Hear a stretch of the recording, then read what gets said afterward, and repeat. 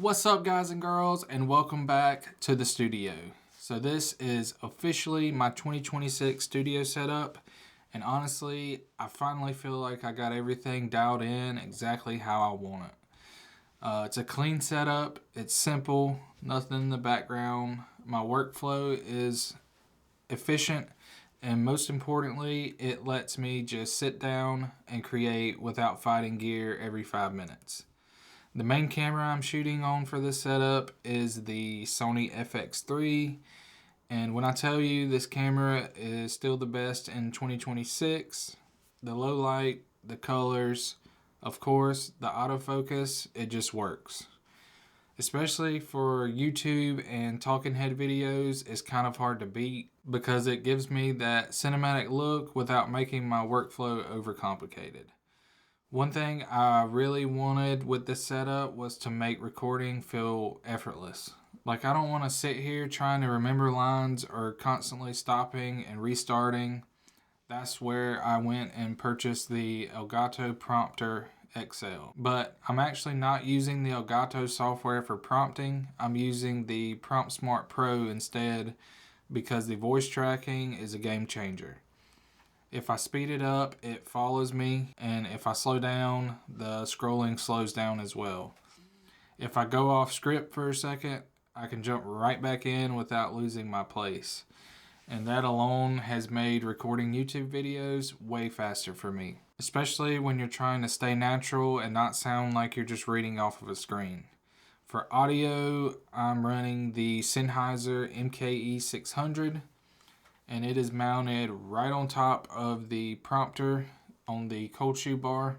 And honestly, this mic has been one of my favorite upgrades because it keeps my frame super clean while still sounding professional. I didn't want to deal with giant boom arms hanging everywhere in the frame and the shot, and this setup just gives me solid audio without overcomplicating things.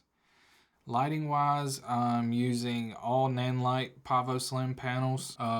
These lights are probably one of the cleanest looking lights I've used in a studio setup because, for one, they're super slim, they're easy to position. I have a couple mounted all over the studio, and they give off a really soft light without needing a bunch of diffusion panels everywhere.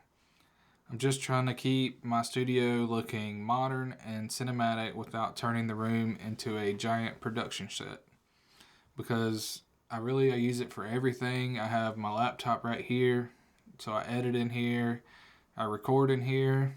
I have my TV on the wall, so I play my PlayStation in here. But other note, for the control side of everything, I'm using my MacBook Pro as basically what I'm using to monitor everything, to start and stop recording, to check my framing, and to just keep my workflow smooth. Having everything right here in front of me makes solo filming so much easier. Honestly, this entire setup is built around one thing: speed. I wanted something that lets me walk in, I can hit record, and I can focus on making these videos instead of troubleshooting my gear and moving stuff around every day. Because at the end of the day, the easier your setup is to use, the more content you're actually going to make. And I feel like the setup has finally hit that balance between quality and realistic everyday workflow. So yeah, the 2026 studio setup is definitely the most locked in version of my setup so far. If y'all want to see a full breakdown of the desk setup, maybe my camera settings, lighting placement, cable management, or even how I connected the FX3 to control everything, let me know down below and I'll make a full video on it. But for now, I appreciate y'all for watching, and I'll catch y'all on the next one. Peace.